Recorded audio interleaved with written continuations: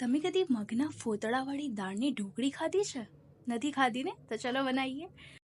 એના માટે આપણે લઈ લઈશું 2 કપ જેવો ઘઉંનો લોટ. એમાં સ્વાદ અનુસાર આપણે બધા મસાલા એડ કરીશું: મીઠું, મરચું, હળદર અને ધાણા જીરું.